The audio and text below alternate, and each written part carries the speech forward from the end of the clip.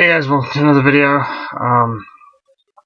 Yeah, I'm shooting in the daytime for a change. And today we're going to talk about Sassinak. This was a book written by McCaffrey.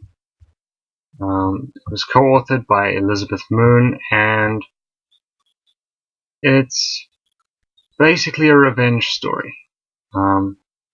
It's the first in the Planet Pirates trilogy, and a continuation of McCaffrey's Errata series. Sorry guys, I got a bit tongue-tied there.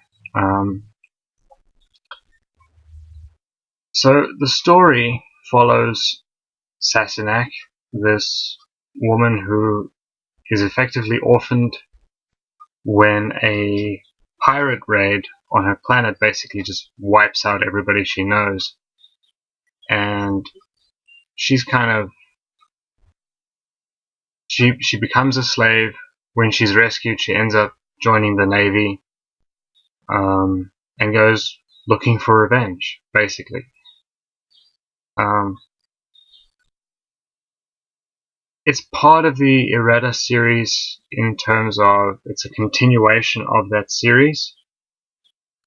Now, Errata was Dinosaur Planet and Dinosaur Planet Survivors, which is also called The Mystery of Errata for some reason. I'm not quite sure why. But, yeah.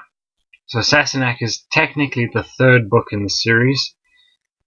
And in spite of that, it reads really well as a standalone.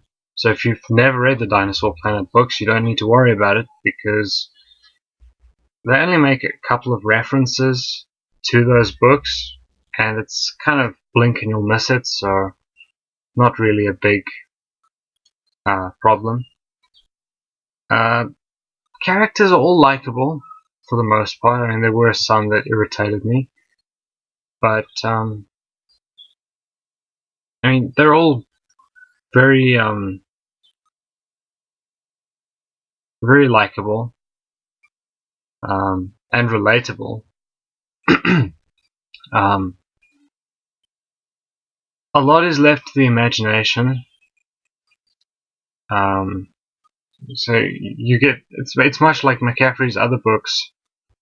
You know, the Tower and the Hive series comes to mind in particular. But yeah, McCaffrey and Moon leave a lot to our imaginations. We don't really get every detail. Now, I have to admit, if I had any, I didn't really have that many problems. If I had to pick one, the two authors didn't really mesh very well. At times, so sometimes it seemed like Anne McCaffrey was writing it, other times it was Elizabeth Moon, and other times it was both of them together. So it was a bit confusing and a bit jarring, but other than that, it was okay.